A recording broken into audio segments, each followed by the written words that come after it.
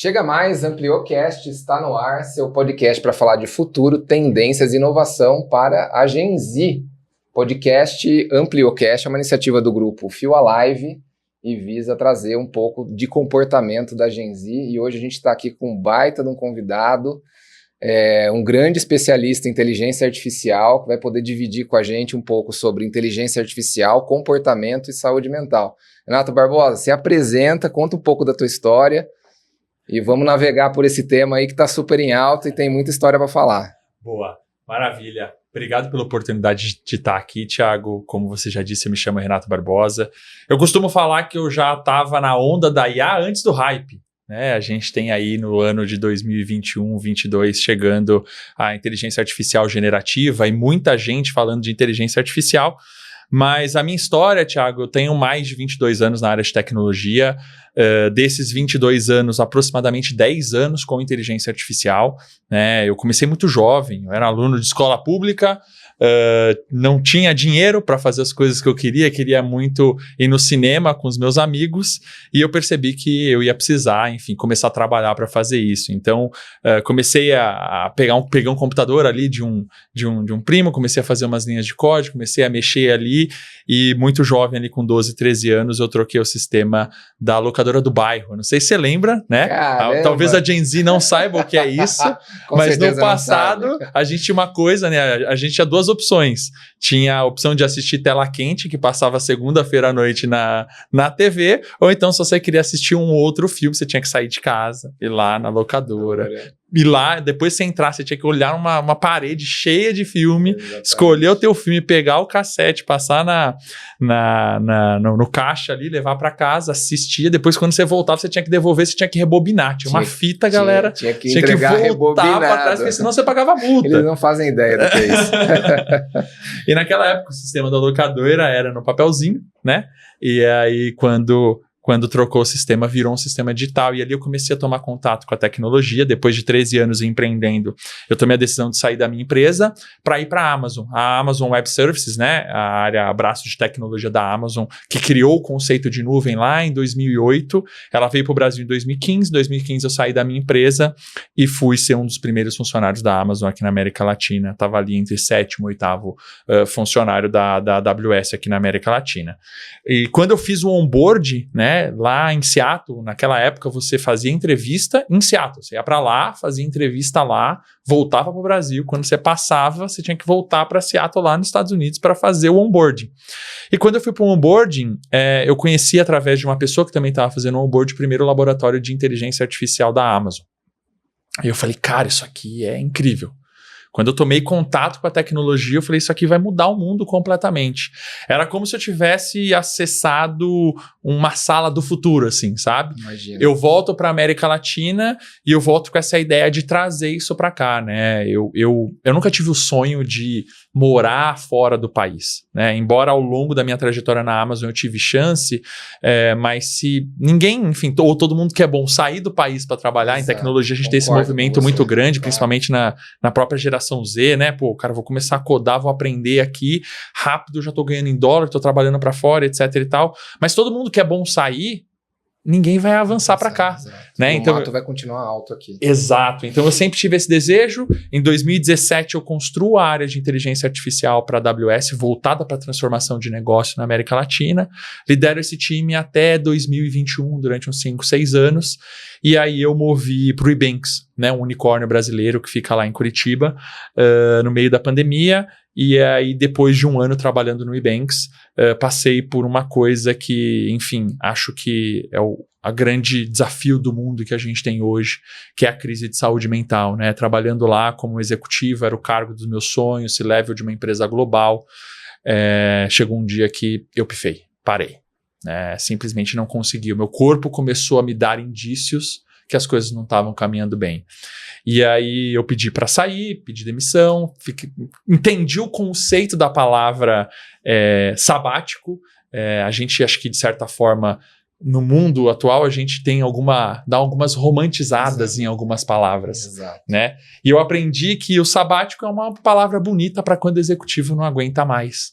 Né? Porque você é executivo, você sabe disso, empreendedor, executivo, cara, eu tô aqui, tô fazendo, se eu tô feliz, eu vou continuar fazendo mais.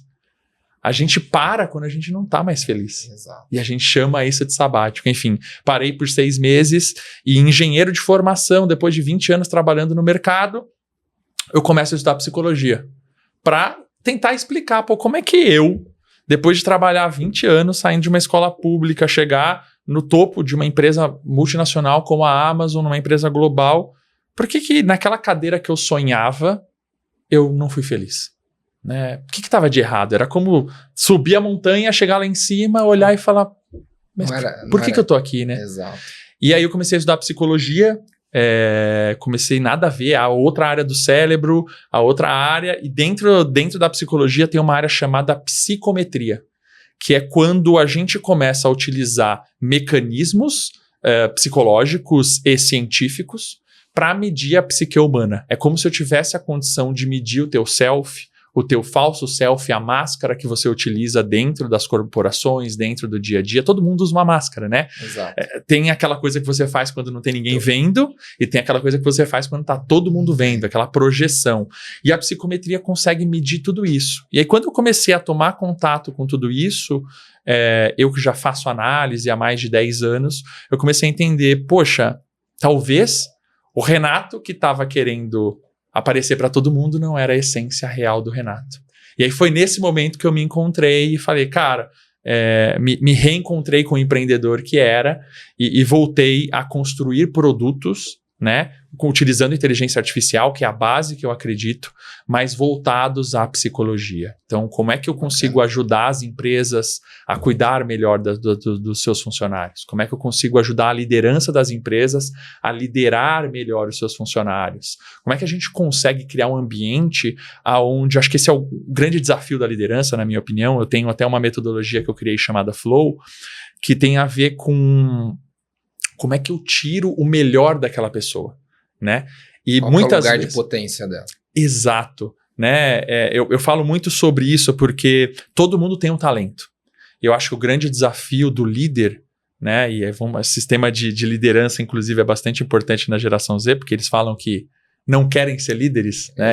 Eu atuo dando algumas... Eu ia até te perguntar, assim, porque eu acho que você materializou o motivo pelo qual muitos deles hoje imaginam, né, que a liderança não é um lugar onde eles queiram estar, né? Acho que você passou por um processo aí que você acabou de contar pra gente aqui. Então, qual que seria, de fato, a dica de quem passou por esse processo e viu esse processo de uma outra forma, depois que você foi estudar psicologia, qual que seria a dica para essas pessoas, de fato, porque a gente vai precisar de novas lideranças, né? Isso que muda o mundo, né? Outras visões, novas lideranças, diversidade de uma forma mais ampla. O que você traria nesse sentido, que viveu na pele isso e se aprofundou no tema? Eu acho que é um sistema, eu digo sistema porque é um modelo, né, de trabalho que já está estabelecido dentro da nossa sociedade. Ele é um sistema que ele tem uma componentização multifatorial, eu acredito. Multifatorial tem muitas variáveis que impactam nisso. O que eu diria é o seguinte, acho que a base de tudo, Thiago, ela começa na nossa definição de sucesso, sabe? E eu acho que isso, nas novas gerações, com a própria Gen Z, ela tem mudado um pouco esse componente. Eu tenho 36 anos de idade, vim de uma criação razoavelmente simples, né? E o sucesso que sempre a TV dos anos 90 que eu vivi, ele era baseado em duas coisas, sempre, né? Ou eu tinha dinheiro para ter as coisas que eu quero, ou eu tinha poder para mandar nas pessoas fazerem o que eu quero.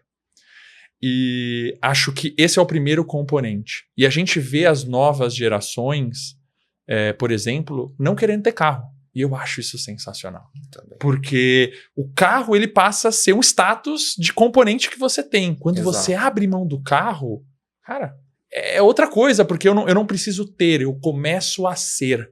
Né? Quando a gente fala especialmente sobre a Gen Z, a gente vê que hoje, para eles, é muito mais importante o contexto que eles estão vivendo e trabalhando do que necessariamente o status de cargo que eles têm. né? Então eu acho que tem uma transferência muito grande. Na minha geração, no meu processo do mercado de trabalho, eu ser bem-sucedido significava eu ganhar o máximo de dinheiro que eu podia e estar no topo da pirâmide, ou mais próximo do topo possível. Só que o topo da pirâmide não é para todo mundo. Eu não estou querendo dizer que o topo da pirâmide, que não tem pessoas que não têm capacidade de estar lá, não é isso. O que eu quero dizer é que cada um tem uma habilidade, cada um tem um ponto positivo, cada um tem uma coisa que é única de sua. E nesse processo, o que eu aprendi é que talvez o Renato, que queria estar lá como C-level de uma empresa global, tinha muito mais uma relação de necessidade minha de provação para muitas outras pessoas do que de fato o que eu queria fazer, né? E nesse processo de estudar psicologia e análise foi muito de me encontrar comigo mesmo. Quem é o Renato? Renato é esse sujeito simples que gosta de estar aqui com você falando. Eu gosto muito de ter conhecimento técnico e ajudar as pessoas a conhecer o que é essa coisa técnica que talvez seja mais complicada, por exemplo, inteligência artificial, né? É um tema que hoje em dia todo mundo... Poxa, o que é esse negócio? Como é que tá? O Renato de verdade é o cara que gosta de sentar aqui com você tranquilo e falar: Thiago, vou te explicar, cara. Inteligência artificial é tão simples quanto uma fórmula do Excel. Quando você tem uma fórmula ali, uma formulazinha lá, se o número que está aqui do lado ele for maior do que 0, pinta de verde. Se for menor do que 0, pinta de vermelho. Isso é inteligência artificial. Porque o conceito base de inteligência artificial é quando você tem uma máquina replicando uma lógica humana. Acabou. Isso é a simplicidade. Esse é o Renato. Então, quando eu voltei a me encontrar e abrir mão do que o sucesso me dizia que era, isso ajudou. Isso é um componente. O segundo componente que eu diria, e aí entra o tema de liderança, de geração Z e tudo mais, acredito que você passou por isso, como eu também, liderar pessoas não é algo que você aprende numa receita de bolo, vai lá num curso de liderança e você deixou tudo certo. E acabou, você fez o curso. O curso te inspira, né, a se colocar consciente em movimento, mas faz parte da trajetória sua ali, do teu olhar humano. Exato, mas assim, fatalmente 90% dos líderes, ou quem é Gen Z e está passando por esse processo agora, o primeiro passo do líder é quando ele vira líder, né? Eu falo sobre esse tema, eu conto uma história do Pedro. Assim, o Pedro recebeu um dia uma mensagem do chefe dele falando: Pedro, eu tenho uma notícia boa para te dar. A partir de agora você foi promovido, você virou coordenador, né? Primeiro desafio que o Pedro tem que fazer é o quê? Contratar alguém para estar no lugar dele, certo? Se ele subiu, ele tem que contratar alguém para estar na posição dele. O que o Pedro faz? O Pedro vai lá, ele vai buscar alguém que seja igual a ele, porque ele é receita de sucesso. Exatamente. Certo? Pô, se for igual a mim, eu dei certo, cara, você vai dar certo. E aí ele começa a buscar pessoas que são iguais a eles, e as outras pessoas que já estão no time, ele começa a exigir que façam igual a ele. Olha, é o seguinte, então se o Pedro acordava todo dia às 6 horas da manhã, ia para academia, às 7 ele terminava, lia um livro, ele começa a virar pro time todo dele e fala assim: olha, você precisa acordar às 6 horas da manhã, às 7 você lê o livro, segue essa receita que vai dar certo. E aí ele começa a cobrar de todo mundo. O que acontece pessoas são diferentes. As pessoas vão tentar fazer, só que o resultado não vai sair o esperado. E aí, qual que é o dilema que o Pedro tem? Como é que ele cobra todo mundo? Ele deixa de inspirar as pessoas, porque o papel do líder é muito mais inspiracional e gerar o contexto para que as pessoas, de fato, andem na estrada do jeito que elas precisam para conquistar as coisas. E ele começa a cobrar as pessoas e o resultado não vem. Como é que ele engaja o time? Como é que ele sofre? Né? Como é que passa por tudo isso? Eu conto essa história do Pedro, na verdade, Thiago, porque foi a história minha. Eu, como empreendedor, eu consegui com sucesso em 6 meses fazer 10 pessoas me odiarem. Por quê? Porque a minha empresa começou a dar certo, eu montei uma equipe e eu comecei a falar: faça isso, faça isso, faça isso. Em 6 meses estava todo mundo me odiando. Como a empresa era minha, eles não conseguiram me derrubar. Exato. Mas foi rapidamente você perdeu as pessoas e teve um problema ainda maior. Acho que isso com acontece certeza. com todo empreendedor, né? Com Aconteceu certeza. comigo, a mesma coisa. E aí, o que acontece, o processo é o seguinte, você vai começar a trabalhar até mais tarde, você vai começar a trabalhar até sábado, e aí vem todo o problema de saúde mental, de dificuldade, o que está acontecendo, fulano é ruim, Beltrano é ruim, etc e tal, e você não enxerga a partir do dentro momento de que você não dá essa autonomia, você começa a microgerenciar e você, de fato, obriga a seguir e até absorver o trabalho deles, né? A gente vive isso muito no grupo com líderes mais jovens, né, que acabaram de assumir esse papel, e a gente que já passou por esse papel, a nossa função é, de fato, esclarecer, né? Mas ainda assim é muito difícil deles desapegarem, né? Porque o que levou eles naquela posição é aquela antiga posição. Então, exato. É muito difícil. E a Forbes fala que 60% dos cargos de primeira liderança, eles falham em até 2 anos. E aí a gente vê ao longo do tempo algumas ondas acontecendo. A primeira delas começa a grande onda de carreira Y. Em tecnologia isso é incrível. Assim, 80% é carreira Y. Por quê? Eu não tenho um bom contato com a liderança. A minha experiência é ruim. Eu gero uma frustração em mim e mais 10, porque os outros 10 também estão sofrendo. E aí isso tudo se conecta com o tema de saúde mental. E aí o sujeito ou a moça, ela vira e fala assim, cara, liderar não é para mim. Esse negócio não é o que eu quero. Não me faz bem, não gosto, eu vou em carreira Y. E falando especificamente da geração Z, né, a gente tem o fator dos pais. Né? E aí eu dou aula na Startse, no MIT, em alguns lugares. E aí sempre quando eu falo nos cursos de liderança, eu começo falando uma frase assim, né? Legal, pessoal, bom dia, a gente está aqui no lugar aonde ninguém no futuro quer estar. Né? Que ninguém da geração Z, quase ninguém quer estar. A gente está fazendo um evento de treinamento onde ninguém quer estar aqui. Né? Começo fazendo uma piada. É o encontro das pessoas que ninguém quer ser no futuro. Seja bem-vindo ao encontro das pessoas que ninguém quer ser no futuro. Mas por que eu falo isso? Né? Qual que é a provocação disso? Porque a gente vê como os jovens, vê o pai chegando tarde em casa, a mãe chegando tarde, super estressada, tomando ansiolítico. O Brasil é o país mais ansioso do mundo. Aproximadamente 9,6% da nossa população hoje toma ansiolítico medicado.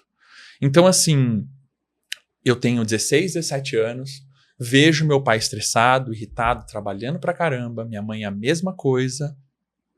Eu não quero viver isso. Esse é o movimento que a gente vê. Eu não quero viver isso. E isso é o peso de dificuldades que a gente tem hoje no mercado de trabalho, de muita pressão, de problemas de saúde mental e etc e tal. Então, assim, se eu tenho experiências que me geram trauma e eu vejo em casa o resultado que isso acontece, é natural que eu não escolha esse caminho. E eu acho que, assim, a minha leitura sobre tudo isso, Thiago, é que isso demonstra uma evolução. Existe uma grande crítica no mercado de trabalho, na minha opinião, de como é que você não quer ser líder? Como é que você não pensa? Pô, a geração Z não quer ser líder.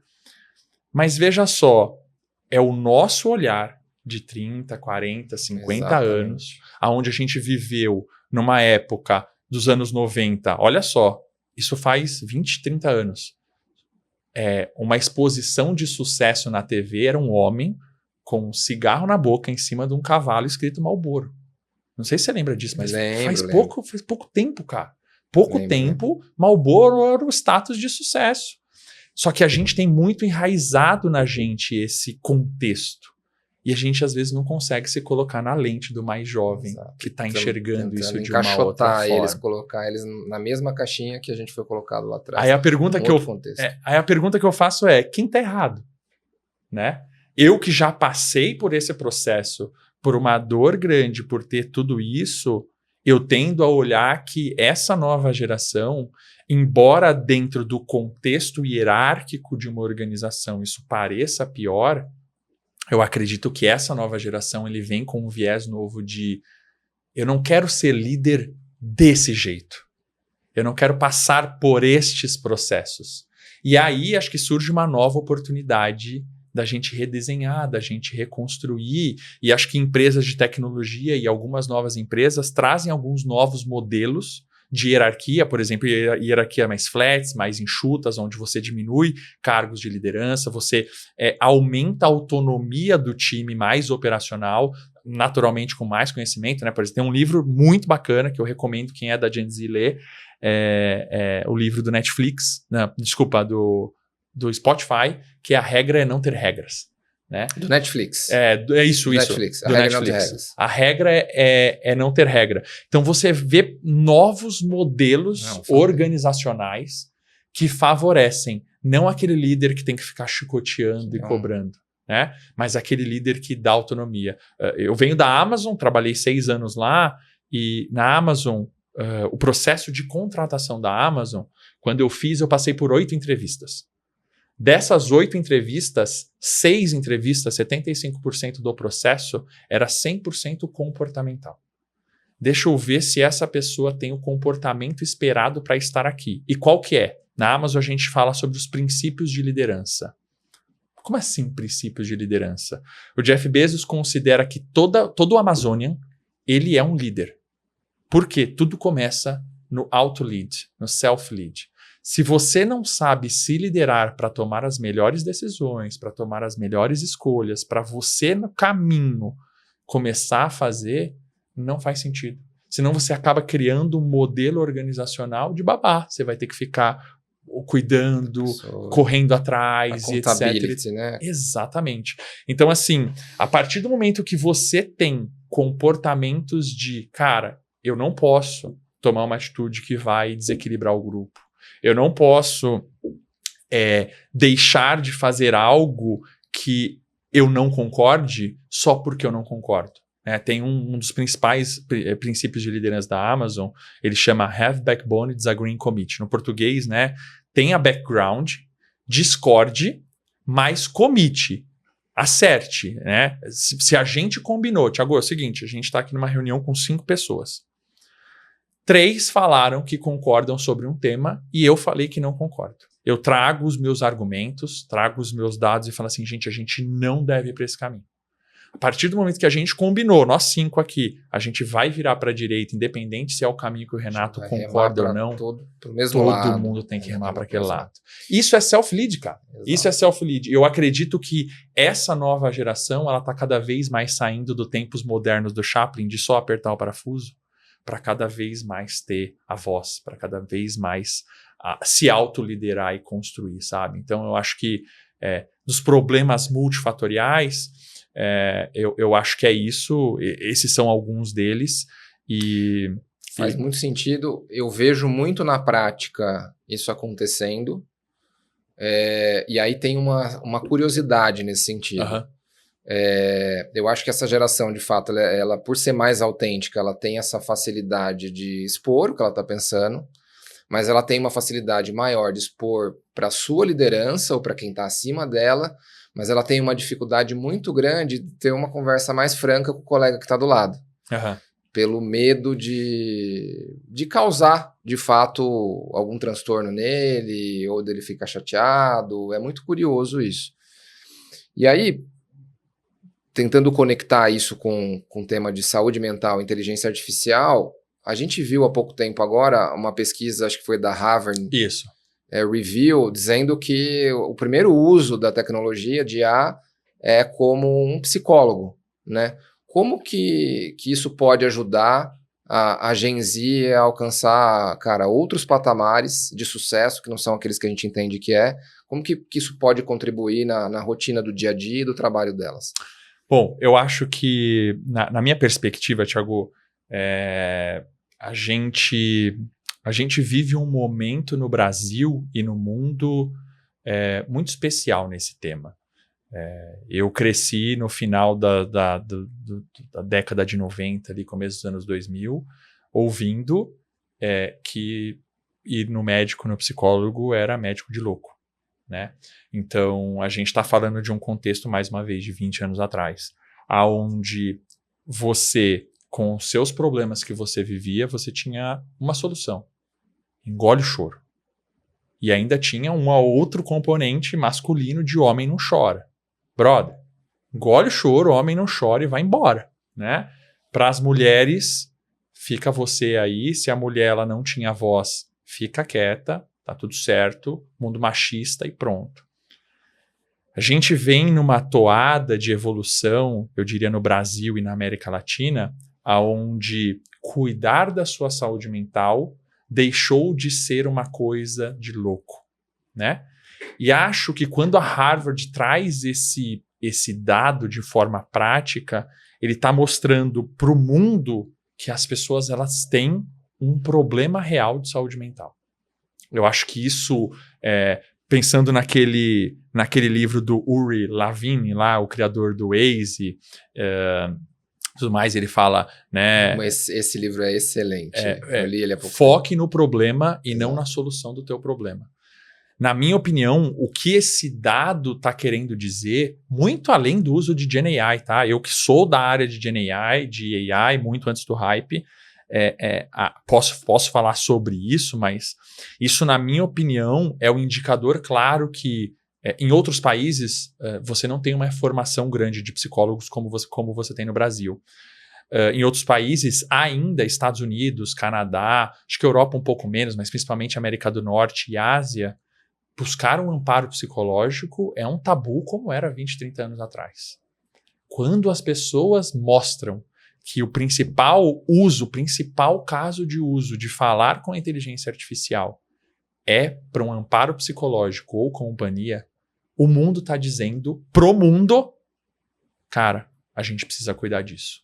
Então, estar bem agora é uma decisão absolutamente consciente minha de que construir coisas pro futuro da humanidade com inteligência artificial, com foco em saúde mental, vai ter um campo aberto gigantesco. Essa é a primeira coisa que eu diria. Segundo ponto em relação ao que você trouxe, eu acho que por causa da Gen Z e por causa da inteligência artificial, a gente está começando a sair daquele momento de, cara, isso aqui é coisa de louco. As pessoas estão buscando ajuda. E eu acho que a gente... eu vejo isso como uma luz no fim do túnel, sabe? Porque quando eu passei pelo processo de burnout no meio da pandemia, não era incomum a gente cada vez mais ouvir que pessoas estavam passando por isso. E acho que nos últimos 2, 3 anos, ou no último ano, eu diria, eu vejo que a palavra burnout ela está caindo um pouquinho mais, e o que está cada vez mais se falando é o well-being, bem-estar, né? Então, eu acho que isso mostra uma tendência de que o mundo está cada vez mais olhando para a saúde, para a cabeça das pessoas, etc e tal, porque até então, as empresas, elas olhavam para esse tema sempre com foco de fulano parou, a gente precisa cuidar do fulano. Beltrano parou, a gente precisa cuidar do Beltrano. Agora, acho que a gente está movendo, né, no próprio SXSW desse ano, do ano de 2025, o tema mais falado foi o well-being, saúde mental. O tema mais buscado no chat GPT está sendo saúde mental. Isso mostra uma tendência de foco, e a geração Z está 100% conectada com isso, de movimento comportamental. Então, assim, na minha perspectiva, temos um caminho de barreiras sendo quebradas, temos um caminho onde as pessoas não estão ficando mais com elas, sozinha, engolindo o choro, elas estão buscando ajuda. E, de alguma forma, o mundo está acordando para isso. Eu acho que os próximos 5 anos aí, eles devem ser bem transformadores e riquíssimos no cuidado da pessoa. Eu realmente... agora me permita viajar. Tá? Fica à vontade. Eu ia te perguntar se esse podcast tivesse sendo gravado em 2030, por exemplo, aonde que a gente estaria na IA? Eu acredito que assim, eu vou fazer uma analogia à saúde física para a saúde mental, que é para onde eu acredito que a coisa vai caminhar, que é onde eu estou agora trabalhando. Vamos supor que você está em casa com a tua família e etc e tal, ou você ou alguém, Thiago, você começa a sentir uma dor de garganta. Qual que é o passo imediato quando você começa a sentir a dor de garganta? O que você faz? Tomar um remédio, um atenuante, alguma coisa. Eu particularmente, não tomo remédio, mas tomar um remédio. O normal seria você tomar um analgésico, Exato. alguma coisa que te livrasse daquela dor, porque você tem três opções. Ou você convive com a dor, ou você vai no médico, ou você toma algum remédio para conseguir lidar com aquilo, certo? Pode ser que essa dor passe. Você tomou ali um antitermal, etc e tal, melhorou, tomou 1, 2, 3 vezes ali, durante 2, 3 dias, passou, tá tranquilo. Você precisou ir no médico? Não, certo? Você precisou conviver com a dor? Também não, você tomou um remédio. Isso acontece com qualquer problema físico com a gente. Tô com uma dor muscular, tô com febre, tô com uma dor no olho, meu olho tá muito seco, eu vou lá, meu lábio tá ruim, eu passo uma manteiga de cacau. A gente tem atuações preventivas para que aquilo não piore. Como é que é o mundo hoje em relação à saúde mental? Eu passo uma frustração no trabalho, o que eu faço? Eu armazeno ela comigo. Aí eu vou lá, tô tendo um relacionamento, dia seguinte no trabalho eu tive um outro conflito com o meu chefe, eu armazeno ela comigo. E é como se fosse eu gosto muito dessa analogia que eu vi de um psicanalista um dia, é como se fosse um porão. Cada um desses traumas que a gente vai vivendo, a gente vai colocando numa caixa e a gente coloca no porão. Vai colocando numa caixa e a gente coloca no porão. Qual que é o grande problema que a gente vive? Com a saúde mental, a gente só cuida ou a gente só abre o porão quando não tem mais espaço. Quando encheu o porão. Quando eu tô passando por um problema de depressão. Quando tá muito grave. Renato, mas por que você está falando tudo isso? Porque na saúde tem uma razão de você tomar o analgésico em casa. Tem uma razão de você cuidar disso de uma forma preventiva ou remediativa antes daquilo piorar. O grande problema que a gente vive hoje de saúde mental no mundo, e pensando para 2030, que na minha opinião é o que vai acontecer, cada vez mais a gente vai ter o analgésico para a saúde mental. Como é que eu consigo, em vez de esperar com que a cabeça da minha pessoa, do meu Gen Z ou do meu líder, ela exploda para que eu precise ir até um psiquiatra, um psicólogo, um psicanalista, como é que eu consigo tomar o meu analgésico? Eu falo muito isso dentro da Estar Bem, de que a gente é muito remediativo hoje, mas a gente precisa ser preventivo. E olha só que interessante, eu vou só dar uma refletida aqui para você, que é uma das coisas que a gente vem validando dentro da Estar Bem. Quando você tem alguém que não está bem dentro do teu time, imagina que você tem um gerente de marketing. Seu gerente de marketing está lá, tá tranquilo, trabalhando, etc e tal, ele começa a não ficar bem. Lembra? Pegou a caixinha, colocou lá dentro do porão. O que acontece? O que começa a acontecer com ele? Ele começa a ficar um pouco chateado, um pouco depressivo, certo? Esse é o comportamento natural. A pessoa começa a passar por uma dificuldade, ela começa a ficar mal. Só que dentro da empresa, esse comportamento ele se reflete como? Dentro da reunião, essa pessoa ela começa a ficar mais calada. Ela começa a falar menos. Eventualmente, se ela participava de 10 reuniões na semana, ela começa a se sentir mal e ela começa a participar de 6 ou 7. Se ela trabalha internamente com Teams ou Slack, o chat dela, ela, por estar passando por um momento difícil, ela começa a mandar menos mensagem. Agora, imagina que eu estou começando a monitorar, e a gente pode dar nome para ela, para a Júlia, que durante 6 meses ela está trabalhando normal. Mas que nos últimos 3 meses, Thiago, ela reduziu em 30% o volume de reuniões que ela está participando. Ela era voz ativa em 60%. Totalmente. Isso daí hoje, com ferramentas como Teams e tudo mais, isso a gente tem dados que não entram e também não interferem dentro da privacidade do usuário. Porque, por exemplo, se ela participou ou não de uma reunião, é um dado da empresa. A empresa está pagando para ela para que ela esteja na reunião. Isso não é um dado privado dela, não tem nenhuma informação sigilosa dela. A partir do momento que eu começo a monitorar, é como se eu estivesse medindo a febre da Júlia. É como se eu estivesse colocando o termômetro dela e falando assim, cara, a Júlia tá com quanto? Ela tá com 37,2. Passou um mês, ela tá com 37,9. As 6 reuniões que ela participava, ela tá participando só de 4. E todas as 4 ela não tá falando nada. Dentro daquelas atas finais que a gente tem o resumo, sabe, que a ferramenta já dá, a Júlia não contribuiu em nada. Só que antes ela contribuía em 50%. Você percebe que dá pra gente capturar essas coisas e começar a agir. O grande ponto que a gente tem, 2025, explode a cabeça da pessoa, ela burnout ou ela entra numa depressão grave, ela vai para um amparo psicológico, Só que você tem 6 meses, 4 meses ali que ela está dando sinais e a gente não está fazendo nada com ela.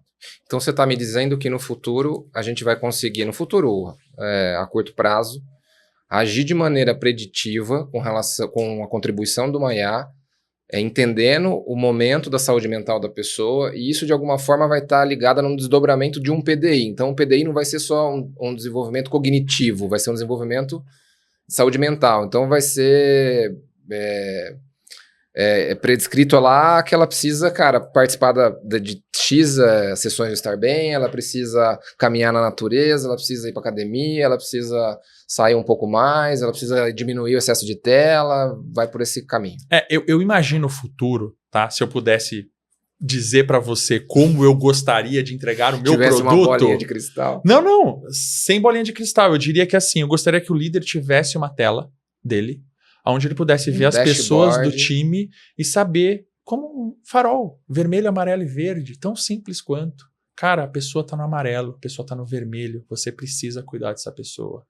Porque hoje, além de toda a complexidade que é ser um líder, e a gente já falou aqui, né? Eu diria que um bom líder, eu falo de forma categórica essa frase na minha palestra de liderança. Se você se considera um bom líder, lembre do rosto de todos aqueles que você poderia ter sido melhor.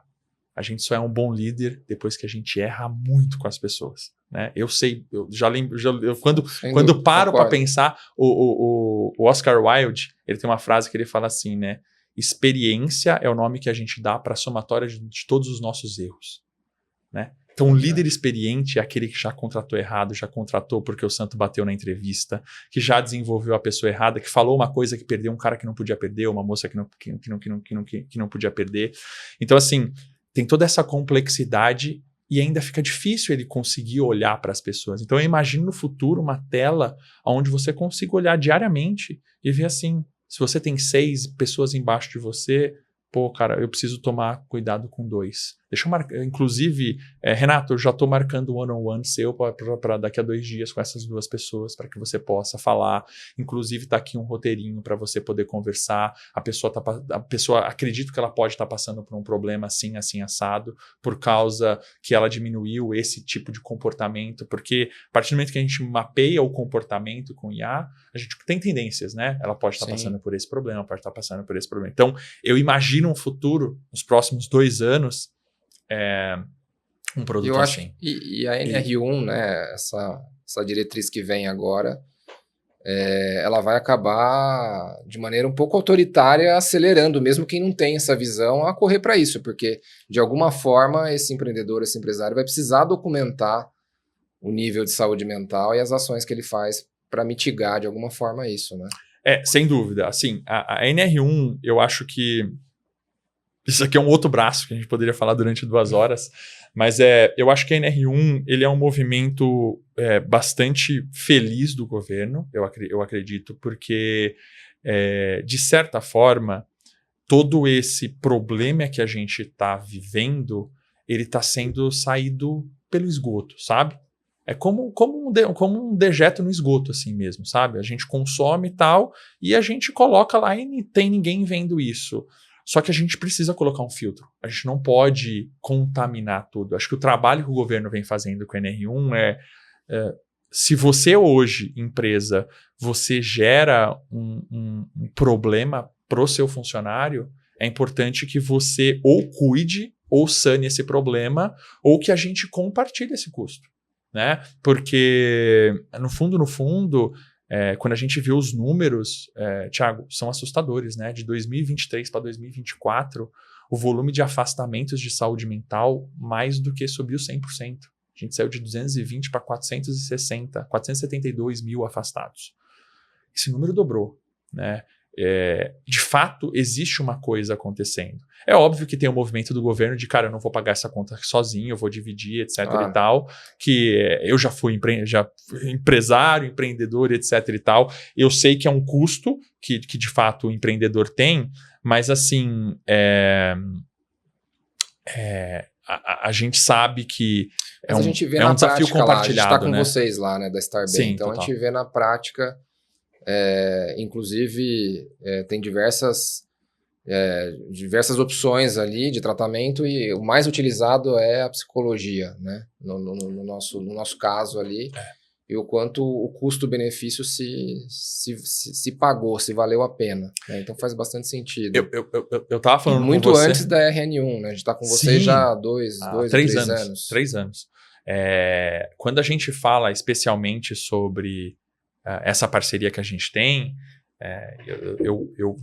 a gente estava no off em bastidores, eu estava falando para você que eu tenho uma missão de toda semana e estar em um cliente, né? E os depoimentos que os clientes fazem são ouro, assim, né? Coisas que a gente nem imaginava que agora virou um discurso comercial nosso, né? A gente estava numa cliente outro dia, num cliente, e aí a diretora de RH, ela falou assim, cara, até estar bem aqui é um dos melhores benefícios que a gente tem, porque as pessoas, elas precisavam se locomover para ir pro médico, se locomover pro psicólogo. Hoje a pessoa está trabalhando aqui, é 3 da tarde a consulta dela, ela se afasta da mesa dela, vai num lugar quietinho, privado. Das 3 ao horário do fim, terminou, ela volta, ela está operando. Assim, é o melhor benefício que tem, porque eu não tenho nem a dificuldade de locomoção. Se a pessoa tivesse uma consulta às 3 da tarde, ela teria que sair, pegar um ônibus, se locomover, perdeu a tarde toda. Perdeu. Ela sai 1h30, perdeu. Agora, se ela tem ali às 3 e meia ou 4 horas, ela voltou para operar, tá operando melhor, tá operando bem e acabou. E assim, isso era uma coisa que a gente nem imaginava, por isso que eu vi o cliente é tão especial, né?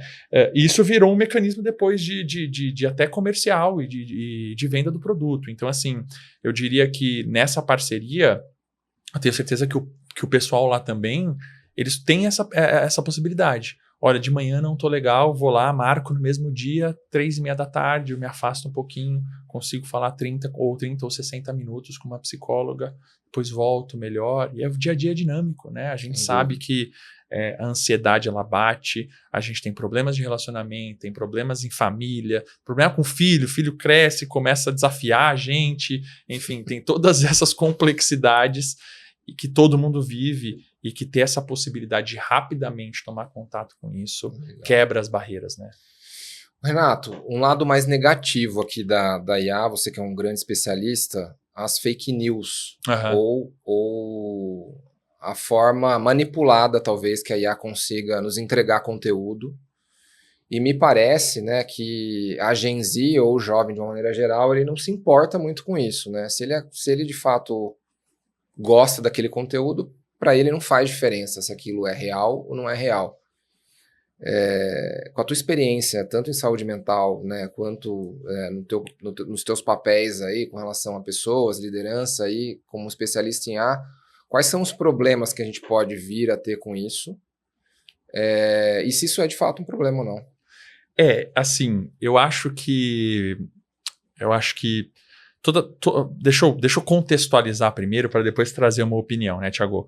Eu acho que pela perspectiva especial de produção de conteúdo e etc e tal, fake news e tudo mais, eu acredito que isso seja muito mais uma dor de uma nova tecnologia do que algo que a gente já vivesse há muito tempo. Por que isso é importante? Porque o que acontece? Novas soluções geram novos problemas. E a gente vai ter que aprender a conviver com esses novos problemas e aprender a conviver com o novo normal. Uma coisa era o mundo sem carro, outra coisa era o mundo com carro. O mundo com carro encurtou distâncias, certo? Agora eu consigo morar em uma outra cidade, trabalhar em São Paulo, coisa que sem o carro eu não poderia fazer.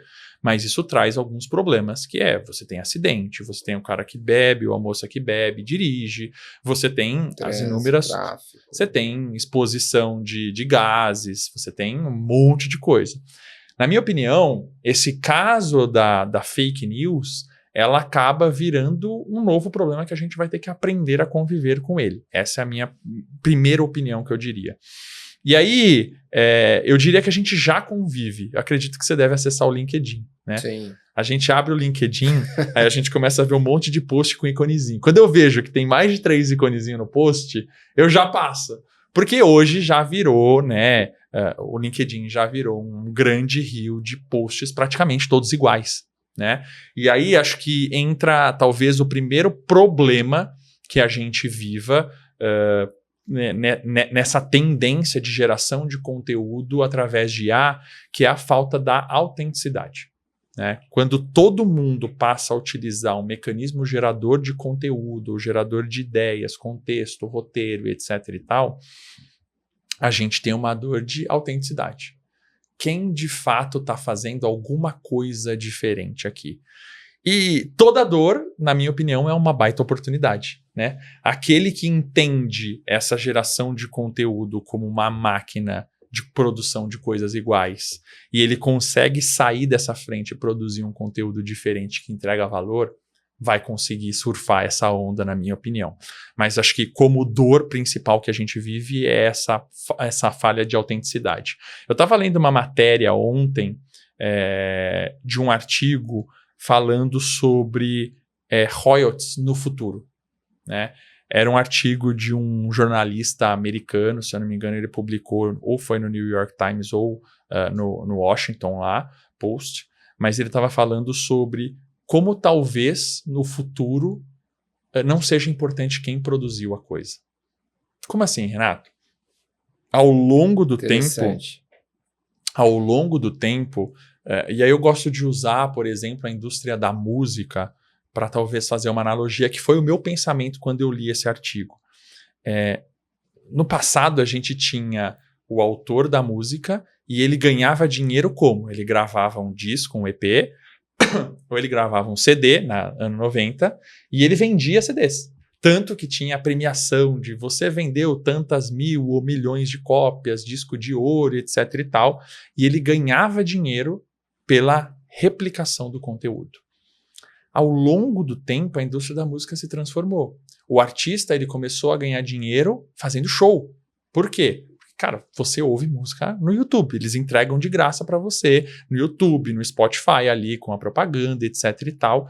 E a indústria da música, ela passou a faturar quando você vê o artista ao vivo, quando você tem aquela participação dele, etc e tal. E aí começou a ter uma mudança completa, né? Total. Eu lembro que no passado a gente tinha um monte de estádio no estilo Morumbi. Hoje a gente tem estádio o quê? Estilo Arena. Por quê? Porque ali o artista consegue fazer a música dele e ele consegue faturar dinheiro. E a indústria como um todo, seja real estate construindo, seja o artista fazendo a coisa, seja a construtora, etc e tal, todo mundo se remodelou nesse formato. E aí esse artigo ele falava um pouco sobre isso, porque a partir do momento que você começa a combinar a arte humana com a arte da máquina, talvez num futuro breve, pouco importa quem fez. Talvez o que valha de fato seja a experiência que você gera. E aí vai uma reflexão, né? Eu tenho sempre, talvez cuidado, tá, Thiago? Eu tenho sempre um olhar meio otimista para o futuro e para a IA. Eu também. Mas eu diria que, assim, muito além da produção, a gente vive num mundo mais de experience, né? A gente fala sobre customer experience. Eu acredito que quando a gente falar de conteúdo no futuro, como esse artigo falava, quem construiu, talvez que teve a ideia, não seja o mais importante. Talvez seja mais importante que o cara que fez você viver a experiência, ou a empresa que fez você viver a experiência. E isso, na minha opinião, se conecta em diversas indústrias, né? Vamos falar de moda. Especialmente sobre moda, a gente vê o boom de lojas conceitos, né? Você vai lá, você compra a roupa você compra pela internet, mas você vai na loja do shopping só provar ela. Você não pode comprar lá na loja do shopping. Porque você está vivendo a experiência da compra de roupa. O turismo tem mudado também, né? O turismo tem mudado completamente. O turismo de experiência, o turismo de bem-estar também tem ido muito para essa linha, né? Então,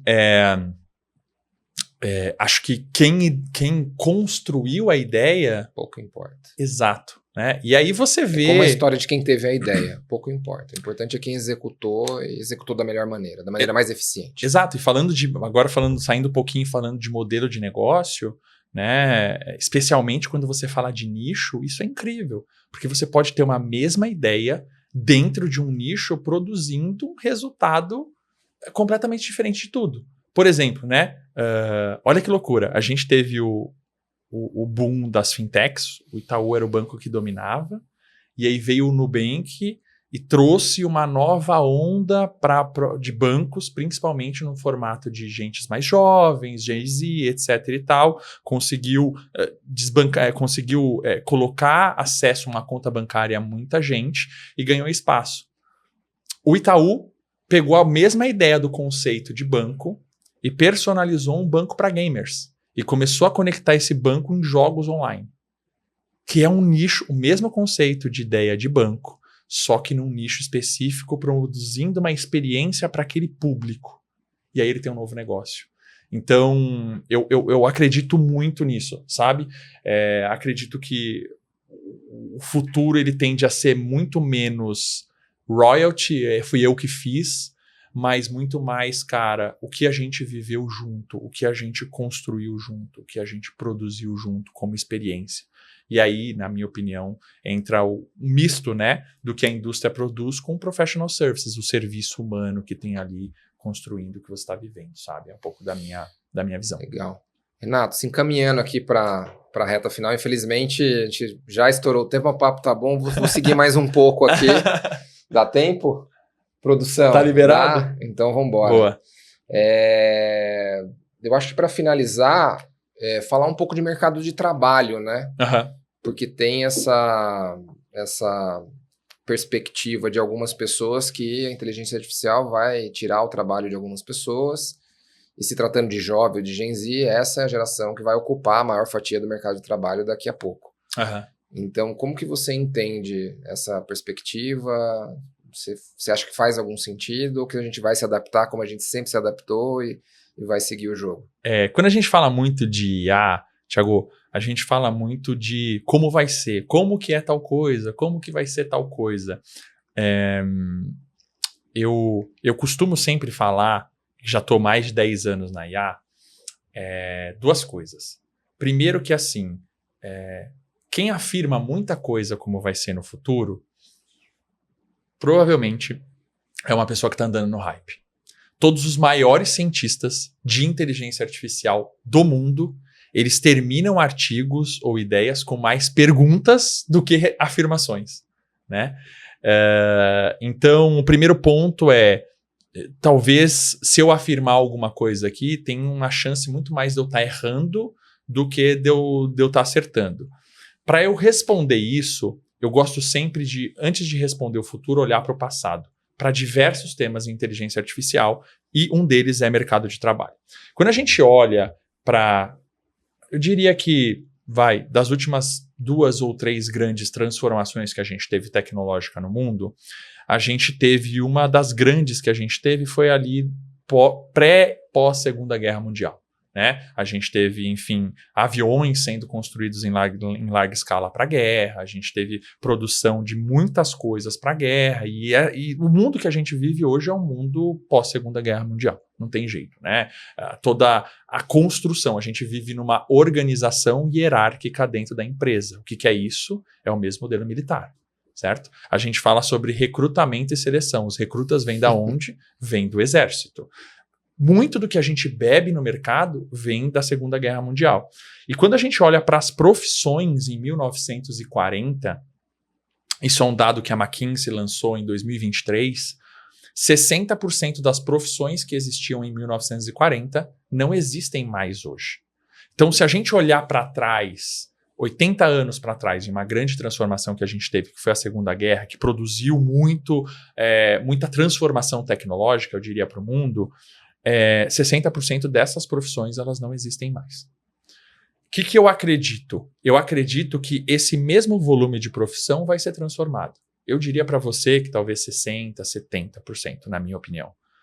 A única diferença em relação ao passado, eu diria que a gente não vai levar um ciclo de 80 anos.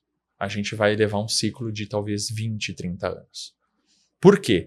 Porque ao longo do tempo, a gente vive ciclos transformacionais cada vez menor. Essa é a história. Então, lá em 1700, a gente inventou o ferro, a gente inventou ferrovia, teve a ferrovia. Em 1800, a gente inventou o aço, a gente começou a produzir um monte de coisa com aço. Em 1900 e pouco, a gente teve a industrialização. E aí a gente saiu de 200 anos para 100. Depois, em 1950, a gente teve a Segunda Guerra Mundial, a gente teve a luz, a eletricidade. Depois que a gente produziu a eletricidade, a gente teve uma onda em 40 anos, que foi a onda da internet e o microcomputador, 1990, né? 30 anos depois, 40 anos depois, entre 50 e 90. Agora, se diminuiu de 40, agora em 30 anos, de 90 para 2020, a gente tem uma onda de transformação com IA. Que isso, na minha opinião, como essas ondas elas foram em tempos cada vez mais curtos, esses 60% eles vão ser transformados em um tempo mais curto. Isso quer dizer que a IA vai tomar o emprego? Na minha opinião, de forma alguma. No passado, a gente construía prédio carregando as coisas no braço. Não tinha a tecnologia que a gente teve hoje. Quer dizer que as pessoas que construíam o edifício perderam o emprego? Não, você tem uma máquina que faz aquilo e as pessoas começaram a fazer outra coisa. Se a gente pegar a transformação que o marketing viveu nos últimos 20 anos, você vai perceber uma transformação incrível. Antes o marketing, 20 anos atrás, era o quê? Cara, vamos fazer um vídeo de 30 segundos para a TV. Era isso. Hoje, e era 2 pessoas, 3 pessoas que sentavam numa sala, acendiam um charuto, começava a pensar em várias ideias malucas para colocar um comercial da cerveja ou de qualquer coisa que a gente ia consumir. Processo 100% criativo e analógico. Hoje em dia, o marketing é o quê? 100% drivado por dados. Quantas pessoas eu impactei, dessas que eu impactei, quantas clicaram no meu link, dessas que clicaram no meu link, quantas converteram, viraram leads, desses leads, quanto o meu comercial ligou, desses que ligou, quanto que a gente faturou. É tão simples quanto isso. O marketing já viveu essa transformação. Quer dizer que a pessoa do marketing no passado perdeu o emprego? Se ela ficou parada no tempo, ela teve um pouquinho mais de dificuldade. Se não, ela se transformou e ela está rodando aí. Na minha opinião, no futuro o que vai acontecer é isso. A gente vai aprender a viver com o novo. Só que eu adiciono uma pimentinha, um componente que aconteceu em uma turma que eu estava fazendo há 2 semanas atrás, aqui em São Paulo. Eu tenho um workshop focado em letramento de inteligência artificial. Então, são 4 horas que eu normalmente me reúno com um time de liderança ou a empresa, isso é pessoal meu mesmo, aonde eu passo durante uma manhã explicando não só o que é a inteligência artificial, explicando a interagir com ferramentas de LLM e ferramentas de IA. Né? Então, eu fiz lá amanhã, letramento, expliquei a base de inteligência artificial, a gente começou a promptar, exercitar, fazer prompt engineering, vamos resolver um problema de negócio assim, vamos ver as tais ferramentas. E aí, na hora que eu comecei a mostrar as ferramentas, eu comecei a mostrar a ferramenta de gerar imagem, de gerar vídeo, de como pegar uma política da empresa. Pensa numa atualização de política de segurança da informação, sei lá, uma atualização de política de cuidado com o colaborador. Peguei essa política, a antiga, a nova, cheguei para o GPT e falei assim, cara, qual que é a diferença entre essas 2 políticas? Aí ele foi e listou as diferenças. Aí eu falei, eu preciso que você crie um roteiro de 5 vídeos de 30 segundos para que a gente possa explicar essas políticas para as pessoas. Aí ele foi e gerou 5 roteirinhos de 5 pontos principais disso. Aí eu fui para uma ferramenta de gravação de vídeo, peguei a fala, coloquei lá, gerei um host virtual. Em 7 minutos a gente tinha um treinamento da nova política de cuidado das pessoas para o RH da empresa. Em 7 minutos. E aí, quando eu terminei esse exercício, uma moça que estava na sala, ela levantou assim, né? Ela devia ter ali os seus 38, 40 anos, próximo da minha idade. Ela falou, Renato, é muito incrível isso que você mostrou para mim. 2 dessas ferramentas, o meu filho de 13 anos, ele já usa todos os dias. Eu já vi ele usando, ele já me mostrou. A ferramenta de construir o vídeo com o host e a ferramenta de geração de voz. E aí, o que eu te falo sobre o futuro? Imagine esse jovem, quando ele tiver 18 anos, entrando no mercado de trabalho. Na minha opinião, vai ser absolutamente difícil para nós que somos mais antigos competir com ele. Porque ele já está, talvez, há 5 anos lidando com ferramentas que reduzem 5, 10 horas de trabalho em 7 minutos. Na palma da mão, rodando, fazendo, criando coisas. Quando essa molecada chegar no mercado de trabalho, com a curiosidade que eles têm, com a criatividade que eles têm, colocando essas ferramentas para funcionar, vão ser super-humanos, na minha opinião. Sem dúvida. Queria eu ter 10 anos hoje.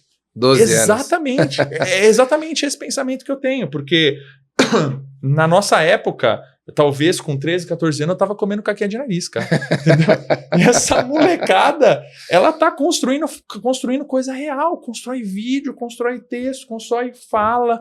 E quando essa molecada chegar no mercado de trabalho com essa sagacidade que eles têm, eu fico imaginando a pessoa que trabalha com Excel ali há 10 anos, ela vai estar produzindo muito mais. Então, assim, a visão que eu tenho de futuro é a gente vai ter uma transformação das profissões, do mesmo jeito que marketing se transformou, e aí eu uso a analogia do tempo de marketing, e eu acredito que a gente vai ter uma transformação também de mão de obra profissional.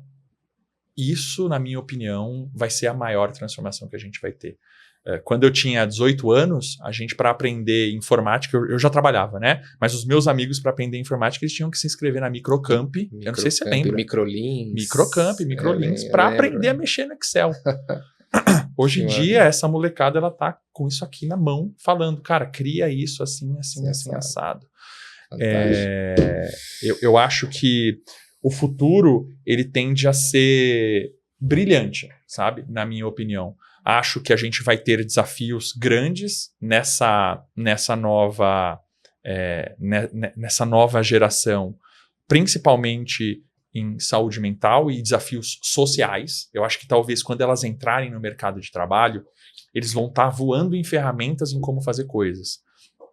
Talvez, como você trouxe, eles tenham dificuldades de lidar entre grupos ali, sabe? Exato. E aí eu vou te trazer um exemplo que uma psicóloga infantil, eu estava numa palestra dela ano passado, e aí ela falou um pouquinho sobre isso, que na minha opinião isso vai esbarrar no mercado de trabalho.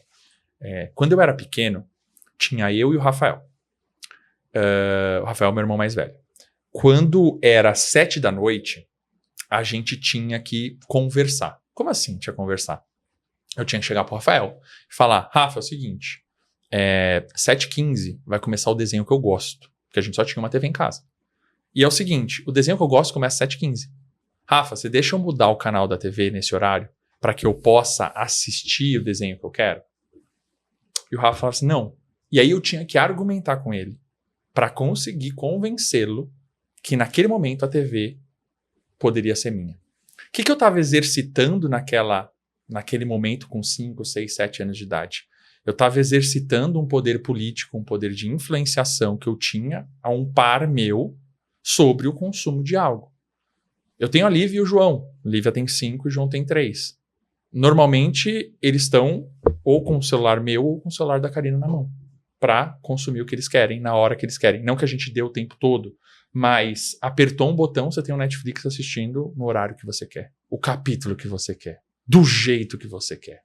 Você não tem a necessidade de virar para o seu irmão e falar assim, cara, vamos dividir a TV. Deixa agora você já assistiu. A gente é muito mais imediatista. E do mesmo jeito que essa molecada vai estar construindo coisa incrível, eu acho que a gente vai ter um desafio social de como que eu argumento, como que eu de fato conquisto. Porque o mercado de trabalho não é... Trazendo para o seu início da tua fala, como que eu tenho clareza de quem eu sou, qual que é meu lugar de potência e com isso para onde eu vou. Total. Então, total. É muito ruído, né? Totalmente. Ao longo dessa jornada deles aí. Totalmente. E essa geração... E pulando etapas. E essa geração, ela ainda não chegou no mercado de trabalho. Né? A geração que começou a consumir iPhone, digamos aí no 2012, 2013, com 5, 6 anos de idade, ela vai chegar nos próximos 5 anos no mercado de trabalho. É uma geração muito mais imediatista. E aí acho que a gente vai ter que aprender a lidar com isso. Acho que serão muito melhores do que nós, tecnicamente, em hard skills e coisas, mas eu acho que em soft skills é algo que a gente vai ter que trabalhar, que é um grande desafio. Fantástico, Faz Renato. Sentido? Porra, muito sentido. Acho que foi para encerrar assim com chave de ouro. Queria super te agradecer aqui, acho que dava para ficar mais 1 ou 2 ou 3 horas falando sobre isso. E a gente nem falou de IA direito. E a gente quase não falou de IA. Pois é, a gente falou muito sobre comportamento, mas acho que valeu. Vamos ter que te convidar de novo aqui. Como diz o podcast do vizinho lá, vai ter que começar a pagar boleto depois da 3ª vez. Acho que para encerrar, queria, enfim, pedir aí para você enfim, dar uma palavra final, principalmente para essa geração que está chegando agora,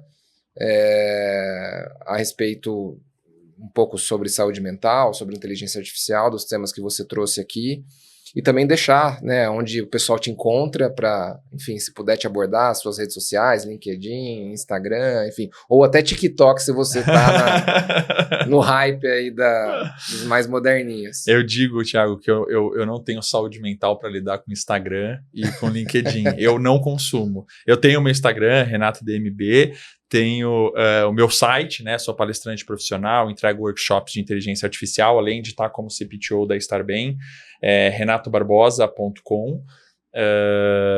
E assim, eu acho, Thiago, que a gente está vivendo talvez a maior transformação tecnológica que o mundo já viveu. Assim, eu acho que nenhuma transformação foi tão grande, tão pervasiva, que impacte tanta gente na história como essa, na minha opinião. E eu acho que isso é um grande desafio para a gente que já está no mercado de trabalho, porque o avião está rodando e a gente vai ter que se reciclar, vai ter que se remodelar.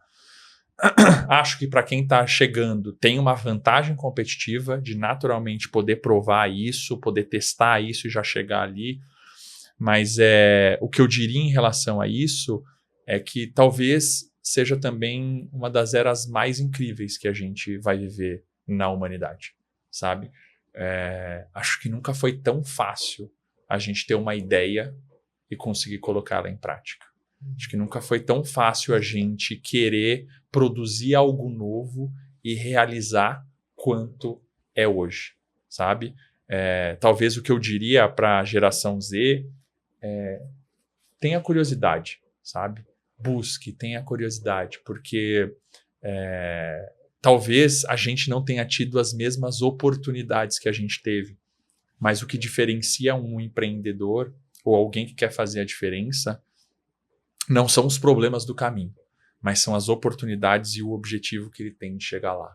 Então, se você tiver a curiosidade, se você tiver o desejo, cara, mete a mão, faz, que vai dar certo. Em algum momento você vai errar, em algum momento você vai ralar o joelho, vai dar errado, entendeu? Você vai ter um time de 10 pessoas te odiando em menos de 6 meses, mas o que eu diria é que talvez para finalizar tudo isso, é na dor e na dificuldade que a gente se supera, né? Tem que ter coragem. Tem que ter coragem, cara. O empreendedor, a minha avó, ela falava isso de uma outra forma, que talvez a geração Z não tenha ouvido ainda, né? Ela falava assim, você vê as pingas que eu tomo, mas você não vê os tombos que eu levo, né? Bem clássica da mineirinha, né, que ela era. Mas é os tombos que fazem o que a gente faz, que a gente se supere, né? E acho que tendo curiosidade, tentando e tendo resiliência, nunca foi tão fácil, eu não diria que foi tão fácil, nunca foi tão acessível construir e fazer coisas. Então, aproveite esse momento, essa experiência, que o mundo vai ser cada vez mais incrível, na minha opinião. A gente tem um caminho, assim, que a gente não teve, sabe? A gente não tem oportunidades hoje que a gente nunca teve. Então, rale o joelho e o sucesso vai ser um caminho certeiro, assim, sabe? Legal. É isso. Bacana. Aí. Renato, muito obrigado mais uma vez. Foi fantástico o papo. Tenho certeza que você aí vai adorar. Espero que você goste bastante, comente. Não se esqueça das nossas redes sociais, então @ampliocast no Instagram ou no canal do YouTube e também no Spotify. Clica lá no sininho para poder acompanhar os outros episódios. E se tiver, obviamente, alguma dúvida, alguma questão ou um feedback também, tanto para mim quanto para o programa ou para o próprio Renato, vamos estar à disposição aí para falar com vocês. Muito obrigado e até a próxima.